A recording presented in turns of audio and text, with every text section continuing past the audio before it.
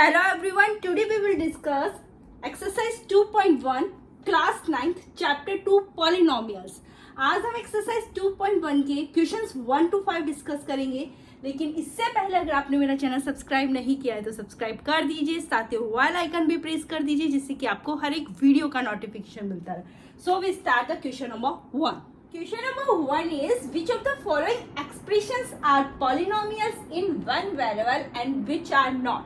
यहाँ पर इस क्वेश्चन में हमें कुछ एक्सप्रेशंस है वो गिवन है और हमें क्या चेक करना है, हमें ये चेक करना है कि ये पॉलिनोमियल्स इन वन वेरिएबल है या नहीं है और हमें अपने आंसर का रीजन भी देना है। तो देखो इसका फर्स्ट पार्ट है 4x² माइनस 3x प्लस 7।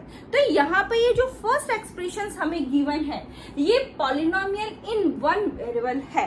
देखो सबसे पहले आपको क्या करना है, आपको ये चेक करना है कि इस एक्सप्रेशन में कितने वेरिएबल्स हैं। तो यहाँ पर इस एक्सप्रेशन के अंदर आपको एक ही वेरिएबल दिख रहा है, वो क्या है, x है। ओके, और फिर यहाँ पर हमें इस वेरिएबल x की जो पावर्स है वो हमें क्या करनी है, चेक करनी है। वो क्या होनी चाहिए, पॉलिनोमियल्स के लिए होल नंबर्स होनी चाहिए। तो यहाँ पर इस एक्सप्रेशन को देखो मैं इस तरह से लिख सकती हूँ 4x² माइनस का 3x प्लस 7x⁻0 लिख सकती हूँ ना, क्योंकि x⁻0 क्या होती है, 1 होती है। तो यहाँ पर ये क्या हो जाएगा, 7 ही रहेगा। ओके, और अब हम इनकी क्या करते हैं, पावर्स चेक करते हैं। तो यहाँ पर x की पावर कितनी है, 2 है, यहाँ x की पावर कितनी है, 1 है, और यहाँ x की पावर कितनी है, 0 है। तो ये सभी की सभी क्या है, होल नंबर्स है। होल नंबर्स तो आपको पता है क्या होते हैं, whole numbers are those number that start from 0 and goes to infinity.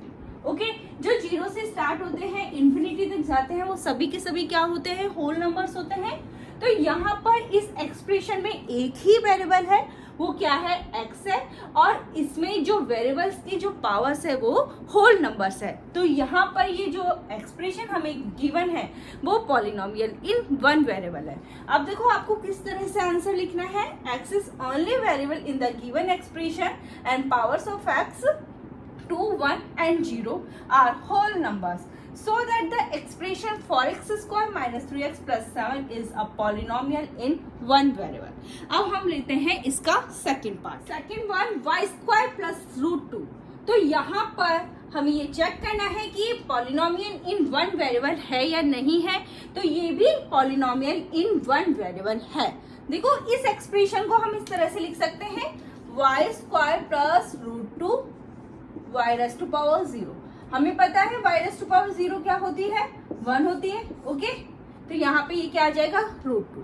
तो यहाँ पर एक ही वेरिएबल है, वो क्या है, y है। ओके, और अब इनकी पावर्स हम चेक करें तो यहाँ पर जो पावर है वो 2 और 0 है, वो क्या है, होल नंबर्स है। तो ये हमारे पास जो एक्सप्रेशन हमें गिवन है y² plus √2 क्या है, पॉलिनोमियल इन वन वेरिएबल है। y is the only variable in the given expression and powers of y 2 and 0 are whole numbers, so that the expression y² plus √2 is a polynomial in one variable। Now we will take the third part। Third part is 3√t plus t√2। देखो इस expression को हम किस तरह से लिख सकते हैं, हम इस तरह से लिख सकते हैं 3t की पावर 1/2 t√2। अब हम ये चेक करते हैं कि जो एक्सप्रेशन हमें यहाँ पे गिवन है ये पॉलिनोमियल इन वन वेरिएबल है या नहीं है। तो देखो यहाँ पर सबसे पहले हम क्या चेक करें, वेरिएबल चेक करें। तो वेरिएबल तो हमें एक नजर आ रहा है, वो हमारा क्या है, t है। अब देखो यहाँ पर इस वेरिएबल की पावर हमें चेक करनी है कि वो क्या होनी चाहिए, होल नंबर्स होनी चाहिए। तो यहाँ पर तो t की पावर क्या है, 1 है, लेकिन अगर यहाँ पर हम देखें तो t की पावर क्या है, 1/2 है, और 1/2 क्या एक होल नंबर होता है, वो नहीं होता है। ओके, तो यहाँ पे ये जो एक्सप्रेशन हमें गिवन है, ये वाला एक्सप्रेशन, ओके, ये पॉलिनोमियल इन वन वेरिएबल नहीं है। Okay, t is only variable in the given expression, power of t 1/2 is not a whole number, so that the expression 3√t plus t√2 is not a polynomial in one variable। Now we'll take the fourth part। Fourth one is y plus 2/y। अब देखो इस expression को हम किस तरह से लिख सकते हैं, y प्लस ये 2 यहाँ पर अपॉन बाई। ओके, अब यहाँ पर ये न्यूमरेटर में इस तरह से हम इसको लिख सकते हैं y की पावर -1। ओके, 1 अपॉन y को हम क्या लिख सकते हैं, y की पावर -1। ओके, अब यहाँ पर चेक करते हैं कि हमारे कितने वेरिएबल्स हैं। तो वेरिएबल तो हमारे पास एक ही है, वो क्या है, y है। ओके, अब हम इनकी क्या चेक करते हैं, पावर्स चेक करते हैं। तो यहाँ पर जो y की पावर है 1, वो तो क्या है, होल नंबर है। लेकिन यहाँ पर ये जो y की पावर क्या है, -1, वो क्या है, होल नंबर नहीं है। तो यहाँ पर ये जो एक्सप्रेशन हमें गिवन है, ये expression polynomial in one variable नहीं है। यहाँ पे किस तरह से लिखोगे इसको, y is the only variable in the given expression and power of y -1 is not a whole number, so that the expression y plus 2 upon y is not a polynomial in one variable। अब हम इसका last part जो 5th part है वो से लेते हैं। Part is x raised to power 10 plus y raised to power 3 plus t raised to power 50। यहाँ पर इस एक्सप्रेशन को हमें ये चेक करना है कि ये पॉलिनोमियल इन वन वेरिएबल है या नहीं है। तो यहाँ पर ये जो एक्सप्रेशन हमें गिवन है, ये पॉलिनोमियल तो है लेकिन पॉलिनोमियल इन वन वेरिएबल नहीं है। यहाँ पर ये एक्सप्रेशन पॉलिनोमियल इन 3 वेरिएबल्स है। ओके, तो यहाँ पर देखो हमें 3 वेरिएबल्स दिख रहे हैं, x, y और t। और अगर हम इनकी पावर्स को हम चेक करते हैं तो यहाँ पर इनकी जो पावर्स है वो क्या है, होल नंबर्स है। तो ये एक्सप्रेशन पॉलिनोमियल तो है लेकिन पॉलिनोमियल इन वन वेरिएबल नहीं है, क्योंकि इस एक्सप्रेशन के अंदर 3 वेरिएबल्स है। तो ये एक्सप्रेशन पॉलिनोमियल इन 3 वेरिएबल्स है। ओके, तो यहाँ पर हमें ये पूछा था कि ये पॉलिनोमियल इन वन वेरिएबल है या नहीं है। तो ये expression polynomial in one variable नहीं है।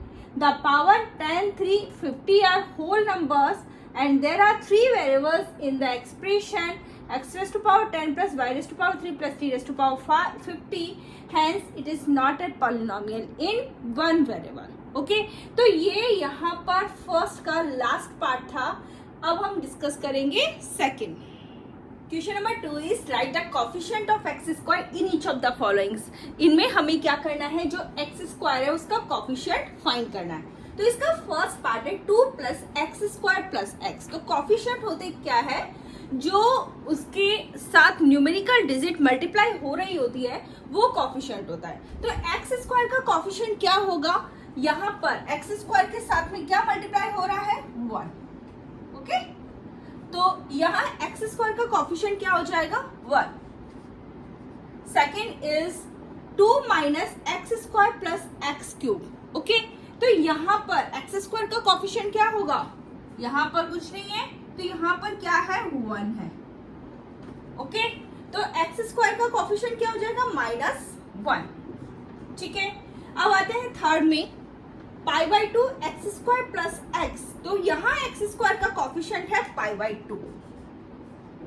एक्स स्क्वायर के साथ में क्या है, π/2। तो यहाँ एक्स स्क्वायर का कोफिशिएंट है π/2। और यहाँ पर देखो एक्स स्क्वायर का कोफिशिएंट फाइंड करना है, यहाँ एक्स स्क्वायर नहीं है। अगर मैं इसको इस तरह से लिख दूं, 2x - 1। ओके, एक्स स्क्वायर है नहीं यहाँ पर, तो यहाँ पे एक्स स्क्वायर का कोफिशिएंट क्या होगा, 0। 0 के साथ एक्स स्क्वायर होगा तो ये क्या हो जाएगा, 0 हो जाएगा। ओके, √2x - 1 हमारे पास इसी तरह से आ जाएगा। तो कोफिशिएंट ऑफ एक्स स्क्वायर क्या हो गया, coefficient of x square that is equal to 0। Question number 3 is give an example of a binomial of degree 35 and monomial of degree 100। हमें एक एग्जाम्पल देना है a binomial of degree 35। इसका मतलब ऐसा एल्जेब्रिक एक्सप्रेशन जिसमें कितनी टर्म्स हो, 2 टर्म्स हो और उस एल्जेब्रिक एक्सप्रेशन की डिग्री कितनी हो, 35 हो। तो इसका मतलब क्या है, जो भी आपका वेरिएबल है उस एल्जेब्रिक एक्सप्रेशन में उस वेरिएबल की हाईएस्ट पावर क्या होनी चाहिए, 35 होनी चाहिए। तो यहाँ पर देखो मैं एक एग्जांपल देके दिखाती हूँ, x की पावर 35 प्लस 1। तो इसमें कितनी टर्म्स है, इसमें 2 टर्म्स है, एक x की पावर 35 और एक हमारे पास क्या है, 1। दो टर्म्स है इसमें, और इस एल्जेब्रिक एक्सप्रेशन की डिग्री कितनी है 35 है, क्योंकि इसमें जो वेरिएबल x है, इस वेरिएबल x की हाईएस्ट पावर क्या है 35 है। ठीक है, तो यहाँ पर मैंने एक एग्जांपल दिया है, अ बाइनोमियल ऑफ डिग्री 35। आप इसके अलावा कोई और एग्जांपल दे सकते हैं, y की पावर 35 प्लस 2y। ठीक है, तो आप कोई और भी एग्जांपल दे सकते हो। आपको क्या करना है, एक बाइनोमियल होना चाहिए और उस एल्जेब्रिक एक्सप्रेशन की डिग्री कितनी होनी चाहिए 35 होना चाहिए। तो देखो यहाँ पर दो टर्म है, एक ही टर्म है और एक ही टर्म है, और जो वेरिएबल y है उस y की हाईएस्ट पावर कितनी है 35 है, तो इसकी डिग्री कितनी है 35 है। अब आते हैं सेकंड पे, मोनोमियल ऑफ डिग्री 100। इसका मतलब उस एल्जेब्रिक एक्सप्रेशन में कितनी टर्म होनी चाहिए, एक टर्म होनी चाहिए और उसकी डिग्री कितनी होनी चाहिए 100 होनी चाहिए। तो मैंने यहाँ पर x की पावर 100, देखो यहाँ पर एक ही टर्म है, ठीक है, और इसकी जो डिग्री है वो क्या है 100 है, क्योंकि जो वेरिएबल x है उसके हाईएस्ट पावर क्या है 100। अब इसके अलावा कोई और भी एग्जांपल दे सकते हैं, जैसे z की पावर 100, √2 y की पावर 100। तो आप कोई और भी एग्जांपल दे सकते हो जिसमें एक ही टर्म हो और जिसमें वेरिएबल जो हो उसकी हाईएस्ट पावर कितनी होनी चाहिए 100 होनी चाहिए। तो ये है हमारे पास question number 3। Now we will discuss the question number 4। Question number 4 is write the degree of each of the following polynomials. हमें यहाँ पर कुछ पॉलिनोमियल्स गिवन है, हमें क्या करना है, उनकी डिग्री फाइंड करनी है।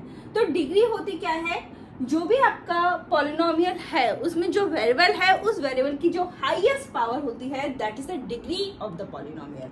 ओके, अब यहाँ पर देखो फर्स्ट वन है 5x³ plus 4x² plus 7x। तो यहाँ पे आपका जो वेरिएबल है वो x है, इस वेरिएबल x की हाईएस्ट पावर क्या है 3 है। तो यहाँ इस पॉलिनोमियल की डिग्री कितनी हो गई 3 है। ओके, यहाँ x की पावर 3 है, यहाँ x की पावर 2 है, यहाँ x की पावर 1 है। तो x की हाईएस्ट पावर क्या है 3 है, तो इस पॉलिनोमियल की डिग्री क्या हो गई 3। ओके, सेकंड पे आते हैं 4 माइनस बाई स्क्वायर।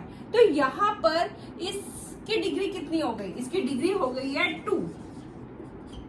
तो यहाँ पे जो आपका वेरिएबल y है, इस y की हाईएस्ट पावर क्या है 2 है। ओके, वेरिएबल y की हाईएस्ट पावर क्या है, इसमें 2 है। यहाँ पर कोई वेरिएबल नहीं है तो I can write here y⁻⁴। Okay, अब यहाँ y की पावर 0 है, यहाँ y की पावर 2 है, तो वेरिएबल y की हाईएस्ट पावर क्या है 2 है, तो इस पॉलिनोमियल की डिग्री हो गई है 2। ओके, यहाँ पर आइए, तो यहाँ वेरिएबल है t, तो t की हाईएस्ट पावर क्या है 1 है। ठीक है, तो इस पॉलिनोमियल की डिग्री क्या हो गई है 1। अब यहाँ पे तो कोई वेरिएबल नहीं है, तो मैं यहाँ पर कोई भी वेरिएबल लगा देती हूँ। देखो x⁻⁴, तो यहाँ पर वेरिएबल x की पावर क्या है 0 है, तो इस पॉलिनोमियल की डिग्री क्या हो गई है 0। तो ये है फर्स्ट के 4 part. Now will discuss the fifth one. Question number 5 is classify the following as linear, quadratic and cubic polynomial. हमें क्या करना है, हमें कुछ पॉलिनोमियल्स गिवन है, हमें यहाँ ये फाइंड करना है कि इनमें कौन सा लीनियर पॉलिनोमियल है, कौन सा क्वाड्रेटिक है और कौन सा क्यूबिक पॉलिनोमियल है। तो लीनियर पॉलिनोमियल क्या होता है, ऐसा पॉलिनोमियल जिसकी डिग्री कितनी होनी चाहिए 1 होनी चाहिए। क्वाड्रेटिक क्या होता है, डिग्री कितनी होनी चाहिए 2 होनी चाहिए। और क्यूबिक क्या होता है, ऐसा पॉलिनोमियल जिसकी डिग्री कितनी होनी चाहिए 3 होनी चाहिए। तो यहाँ पे मैं फर्स्ट लेती हूँ कि x² प्लस x, इस पॉलिनोमियल की डिग्री कितनी है, इस पॉलिनोमियल की डिग्री 2 है। तो ये कौन सा पॉलिनोमियल है, क्वाड्रेटिक पॉलिनोमियल। सेकंड पे आओ, इस पॉलिनोमियल की डिग्री कितनी है 3 है, तो ये कौन सा पॉलिनोमियल है, क्यूबिक पॉलिनोमियल। ठीक है, थर्ड पे आओ, इस पॉलिनोमियल की डिग्री कितनी है 2 है, तो ये कौन सा पॉलिनोमियल है, क्वाड्रेटिक पॉलिनोमियल।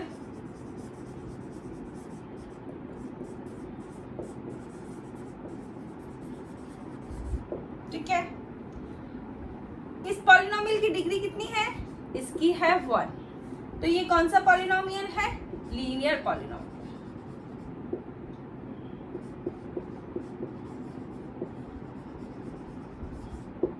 ठीक है। फिफ्थ है, डिग्री क्या है 1, तो ये भी लीनियर पॉलिनोमियल। 6, डिग्री कितनी है 2, तो यह है क्वाड्रेटिक पॉलिनोमियल।